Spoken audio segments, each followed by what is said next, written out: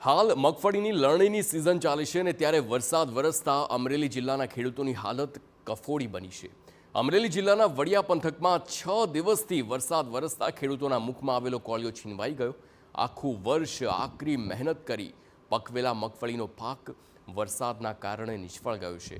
ખેડૂતો ભારે મહેનત અને કાળજીથી મગફળીની લણણી કરી હતી, પરંતુ ખેતરમાં પડેલા મગફળીના પાથરા પર વરસાદી આફત વરસતા મગફળી કોહવાઈ ગઈ।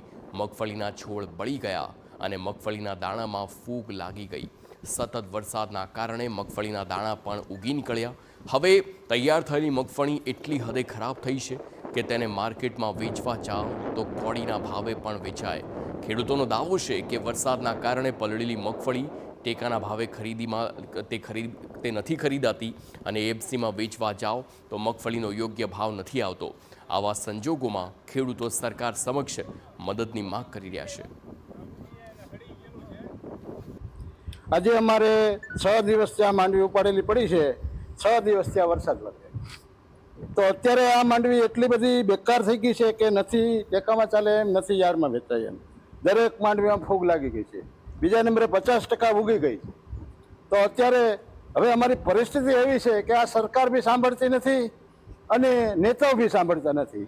અમારા નેતા ખેડૂતના અત્યારે કેટલા બધા બેઠા છે, કોઈ એક શબ્દ પણ નથી બોલતા। તો અત્યારે અમારે શું કરવું? માંડવીના પાથરા પીડ્યા છે, બધું હળી ગયું છે। હવે નાફેટમાં લઈ જઈએ તો સરકાર એવું કહે છે કે આ માંડવી તમારી નહીં ચાલે। યાર્ડમાં જઈએ તો 600-700 રૂપિયાના ભાવ આપે છે। તો આનાથી અત્યારે અમને આ 1000 રૂપિયામાં પડતર થઈ છે, મજૂરને મજૂરી ચૂકવવાના પૈસા નથી રહેતા।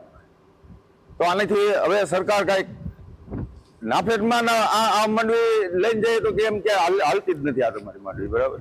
અને ફૂગ તમે જોઈ શકો છો, આ ઉગી ગઈ છે, હાવ બાટી ગઈ છે માંડવી।